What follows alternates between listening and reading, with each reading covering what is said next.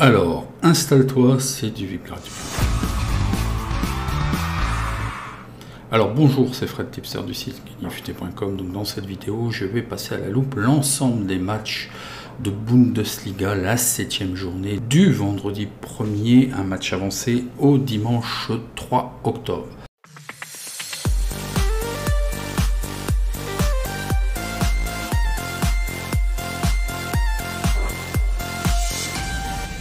Avant toute chose, n'oubliez pas de vous abonner, d'activer la cloche de notification afin de recevoir toutes les alertes sur les dernières vidéos et sur les différents posts qui peuvent être posés au niveau de l'onglet communauté, qui sera d'autant plus important que les matchs sont très rapprochés et je ne dispose pas de l'ensemble des codes. Donc il y aura des pronostics qui seront assujettis à l'attente des codes que je devrais avoir à partir de demain d'ailleurs. Je vous rappelle qu'au niveau des vidéos, vous pouvez mettre vitesse 2, c'est très audible.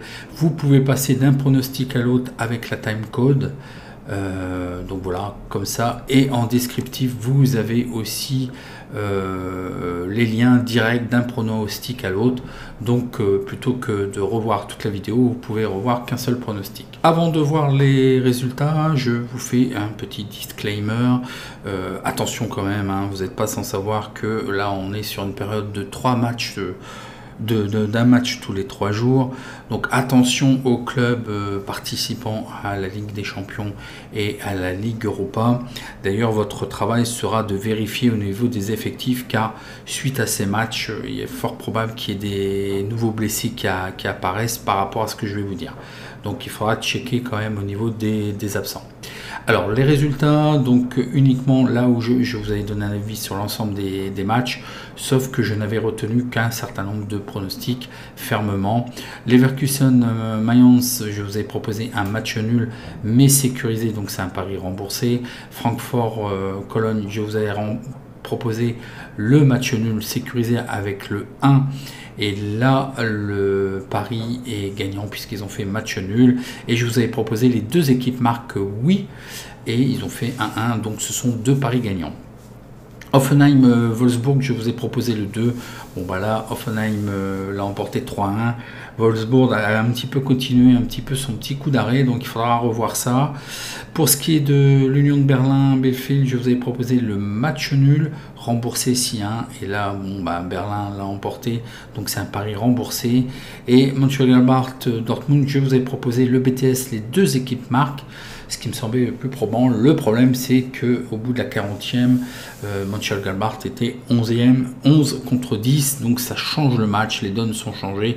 Jamais Dortmund, en plus, a un certain nombre d'absents, je vais revenir dans les pronostics, donc ça change le match et ils n'ont jamais réussi à trouver le chemin défilé. Donc il y a uniquement que Mönchengladbach qui a marqué, donc c'est un pari perdant. Donc deux paris perdants, deux paris remboursés, deux paris gagnants, donc ça reste quand même acceptable. C'est pas facile, donc prenons tout de suite les matchs pour à partir de ce vendredi, le match avancé. Donc le premier match est Cologne contre Greuther Fürth, c'est apparemment comme ça que l'on dit. Donc c'est le 7e contre le 18e. Donc côté Cologne, 3 absents, côté Greuther Fürth, 2 absents. Au niveau des statistiques, bon, vous voyez quand même une belle régularité, mais ça effrite les points. Côté Cologne, rien ne va. Côté Greuther Fürth, il y a eu des buts des deux côtés lors des 8 derniers matchs. Donc les deux équipes ont marqué lors des 8 derniers matchs de toute compétition de Cologne. Cologne est invaincue dans 7 des 8 derniers matchs. Et puis Cologne a encaissé un but lors des 9 derniers matchs de toute compétition confondue, et ils ont marqué aussi au moins un but dans leurs 8 derniers matchs. Donc ça marque et ça encaisse, et effectivement ça confirme, les deux équipes marquent. Greuther Fürth a perdu ses 4 derniers matchs. Ils sont sur une mauvaise série de 12 matchs consécutifs où ils encaissent au moins un but. Et puis lors de leurs 7 derniers matchs à l'extérieur, il y a eu plus 2,5 buts. Donc voyons voir les données. Donc les bookmakers nous donnent évidemment Cologne favori à 1,53. La cote me semble un petit peu faible. L'alerte algo détecte absolument rien. Je verrai bien quand même le over. Et puis les deux équipes marquent. Peut-être est-ce que effectivement Grotterfer marquerait au moins un but. Score probable 2-1. Bon, je suis encore indécis. Bon, je pense que Cologne va l'emporter. Mais je trouve la cote un petit peu trop faible, donc il y a d'autres opportunités. Je ne mettrai rien sur ce match. Le match suivant est Dortmund contre Augsbourg, 4e contre le 15e. Tout va relativement bien. Bon, un petit fait de match là sur le match contre Mönchengladbach, on l'a vu lors des résultats.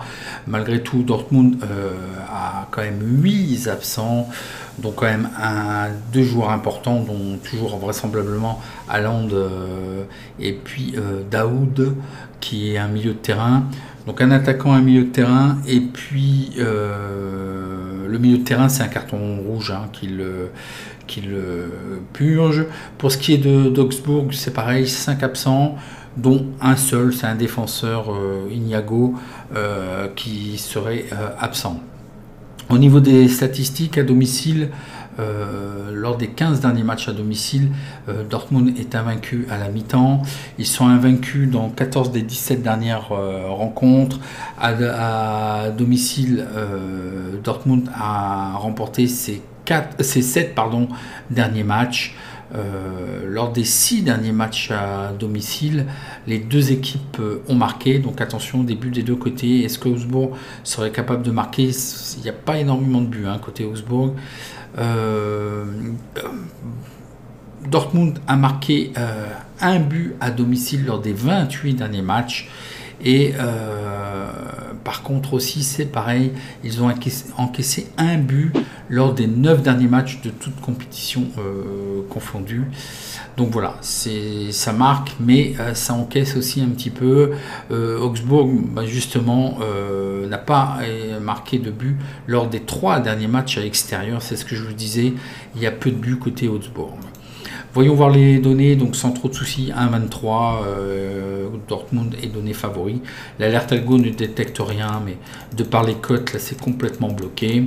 Effectivement, je verrai le 1, mais bon, le problème de cote, je vous déconseille de le jouer.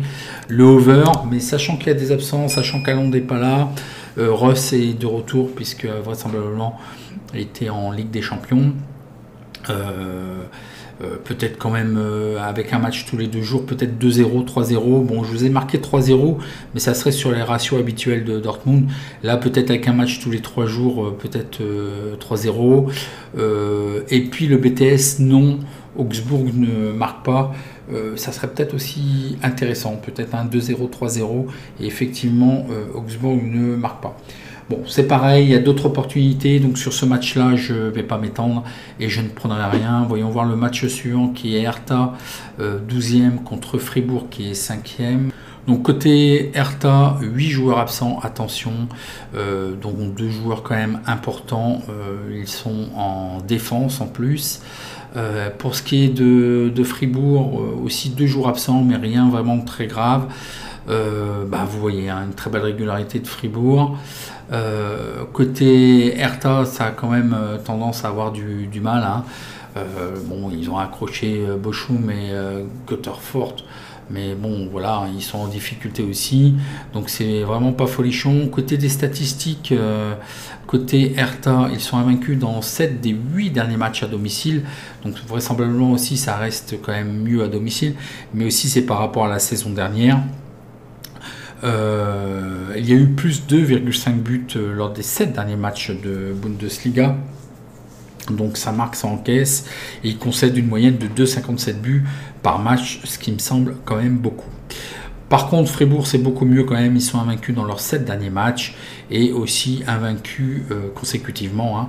Et invaincus dans 13 des 16 derniers matchs. Donc c'est quand même assez costaud. Voyons voir les données. Donc là, c'est assez partagé, mais les books donnent une petite préférence à 2,63 pour Fribourg. L'alerte algo détecte le match nul. Il faudrait peut-être sécuriser, mais on a vu Hertha aussi, soit ça gagnait, soit ça perdait. Moi, je vous proposerais plutôt le 2, mais il faudrait le sécuriser certainement avec le match nul. Je verrai très certainement 2-1 pour Fribourg, on a vu que quand même, peut-être même 3-1, on a vu qu'Hertha a encaissé quand même beaucoup de buts, mais je le prendrai sécurisé vu que les cotes sont intéressantes et nous le permettent. Donc je jouerai le 2 remboursé Sienne, et si le 2 passe, et ben on aura une cote équivalente à 1,85 qui est quand même pas dégueulasse. Donc allez, c'est parti pour la suite.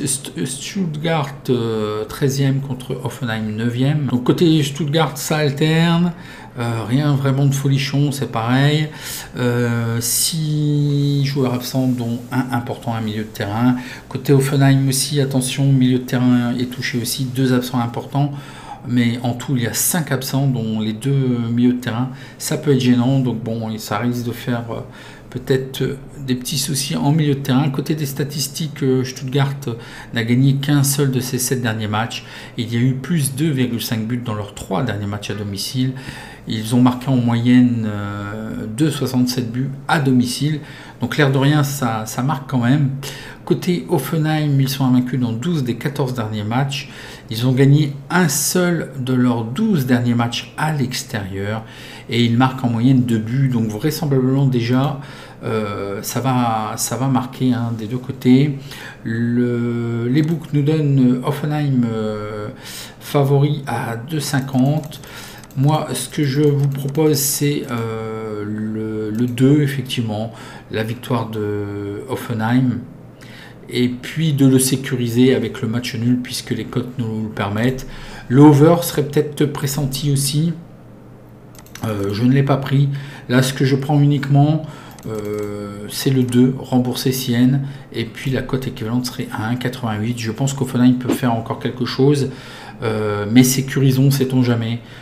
Stuttgart est quand même assez une équipe irrégulière. Le match suivant est Wolfsburg 3e contre Mönchengladbach qui est 11e. Côté Wolfsburg, 2 absents. Côté Wolfsburg, 4 absents, dont un milieu de terrain qui serait important. Et côté de Mönchengladbach, il y a aussi 4 absents, dont Thuram quand même en attaque qui peut être important pour l'effectif. Bon, somme toute, c'est pas lui qui fait l'équipe à lui tout seul. Au niveau des stats, Wolfsburg est invaincu dans 17 des 20 derniers matchs. Dans les 3 derniers matchs à domicile, il y a eu moins 2,5 buts de Wolfsburg, donc ils sont de plus en plus défensifs en fait. Ils encaissent une moyenne de 0,75 buts, donc c'est quand même costaud en défense. Côté Mönchengladbach a perdu ses 3 derniers matchs à l'extérieur, et puis par contre il ne marque que 0,5 buts à l'extérieur, donc c'est très peu. Je pense que les deux équipes risquent de se neutraliser, voire d'y avoir très peu de buts. Le Wolfsburg à 2,20 est donné favori, l'alerte algo détecte rien. Bon, moi je penserais que Wolfsburg n'est pas forcément très très bien en ce moment. Ils ont l'air de quand même faire le service minimum. Bon, ils sont aussi très défensifs. Je vous proposerai quand même le 1. D'autant plus que j'ai oublié de vous dire, c'est que c'est une bête noire, parce que je l'ai marqué, voilà, c'est une bête noire. Mönchengladbach ne l'a plus emporté depuis 16 matchs. Bon, moi je le prends pas pour un argent comptant. D'après les études que je fais, c'est pas rentable. Mais c'est pas ça que je vois. Moi, je vois quand même l'analyse pure. Je vois qu'ils peuvent quand même l'emporter encore une fois, mais il faudrait peut-être le sécuriser. Sait-on jamais. Score probable 2-0. Peut-être aussi, on a vu, le under serait assez probant, puisqu'on voit que ça risque de se neutraliser aussi. Donc, comme les cotes nous le permettent, je vous propose le 1 remboursé si N. Et dans ce cas-là, on aurait une cote équivalente à 1,58 qui aussi n'est pas dégueulasse. C'est bon à prendre. Je ne pense pas que Mönchengladbach fasse quelque chose. Le match suivant est Leipzig 10e contre Bochum 17e. Donc là, on va passer quand même assez vite, c'est pas trop folichon. Certaines alternances quand même, Leipzig a du mal à reprendre, il n'est absolument pas sur les ratios de l'année dernière. Et puis Bochum, il n'y a rien de bien, vraiment d'extraordinaire depuis le début. Côté Leipzig, il y a 4 absents, dont un défenseur qui est important. Côté Bochum aussi, il y a 6 absents, dont un attaquant qui pourrait être gênant de par son absence. Côté des statistiques à domicile, Leipzig est invaincu dans 17 des 20 derniers matchs, mais c'est surtout la saison dernière, donc ne le prenez pas pour argent comptant, on voit bien déjà au niveau des défaites. Il y a eu plus 2,5 buts dans les 5 derniers matchs à domicile, et puis en moyenne, Leipzig marque 3,67 buts à domicile. Bon, il y a encore trop peu de matchs, hein, c'est pas vraiment très significatif. Côté de Bochum, lors des 8 derniers matchs, ils ont enregistré une seule victoire, et par contre ils encaissent une moyenne de 2,75 buts à l'extérieur. C'est quand même beaucoup. Voyons voir les données. Il nous donne, alors là c'est très exagéré pour moi, 1,25 Leipzig qui est favori. Bon, ok, je veux bien, mais à ce point-là, c'est quand même beaucoup. Ils sont pas au mieux non plus, hein, Leipzig, même si en face c'est Bochum. Ok, je suis d'accord, mais voilà. Donc je vous proposerai effectivement le 1, mais là il y a un problème de cote. Peut-être aussi le over. On a vu qu'il y aurait certainement des buts des deux côtés. Ça encaisse beaucoup, hein, côté Bochum. Ça marque tout de même côté Leipzig, donc peut-être 3-1. Sur ce match-là, je ne prendrai rien. La cote est massacrée et j'ai besoin de revoir encore Leipzig. Hein. Il me faut des meilleurs signaux pour mettre mon argent sur cette équipe. Mais bon, vu la cote, c'est en plus exagéré. Le match suivant est Mayence 6e contre l'Union de Berlin qui est 8e. Donc voilà, ça a quand même tendance à alterner de deux côtés. Côté Mayence, là, il y a quand même des choses, c'est qu'il y a 3 absents, dont 3 joueurs en fait quand même importants, 2 défenseurs et un attaquant. Bon, il y a un cas virus PCC, est-ce que ça pourrait aussi dégager sur beaucoup plus d'absents, parce que vous savez, le protocole demande de l'isolement. Donc attention, ça sera surveillé, mais là déjà, il y a quand même 2 défenseurs et un attaquant d'absents, quand même important pour cette équipe. Côté de l'Union de Berlin, 2 absents, dont aussi un défenseur absent. Donc ça serait peut-être un petit peu mieux au niveau effectif. Lors des 3 derniers matchs à domicile, Mayence a gardé sa cage inviolée. Donc ça c'est vraiment très bien. Ils sont invaincus dans 15 des 18 derniers matchs. Donc voilà, c'est quand même costaud. Hein. Et puis côté Union de Berlin, ils sont invaincus dans 10 des 12 derniers matchs. Il n'y a qu'une seule victoire lors des 12 derniers matchs en Bundesliga. À l'extérieur, il y a eu plus 2,5 buts lors des 4 derniers matchs de l'Union de Berlin tout de même. Et ils ont marqué en moyenne 2 buts lors de leur match à l'extérieur. Voyons voir les données qui nous donnent. Ah ben je n'ai pas les. Oui voilà, les 3 derniers matchs, ça va être gênant. Alors abonnez-vous sur Twitter, ça m'a l'air d'être quand même le plus réactif. Tout le monde a à peu près les données. Abonnez-vous sur Twitter, je vais voir, il me faut les cotes en fait, je ne peux pas trop évaluer comme ça, et l'Alert Algo n'a pas pu faire son job non plus, et sur les réseaux sociaux, mais j'ai l'impression que Twitter, et puis l'onglet communauté, consultez l'onglet communauté, je mettrai une petite alerte. Donc ça va être un pari conditionné en fait, donc je verrai quand même Mayence faire quand même quelque chose. On a vu que c'était costaud. Peut-être assurer avec le match nul si la cote nous le permet. Sinon, je verrais bien peut-être un 2-0, malgré qu'on a vu que l'Union de Berlin quand même marqué, mais ce sont uniquement sur les derniers matchs. Donc le 1 sécurisé, mais attention, ça sera sous réserve. Hein, je vais mettre un point d'interrogation. Il se peut que j'annule ce pari, je vous dirai ça lorsque j'aurai les cotes et de voir les dernières informations sur les absents. Hein.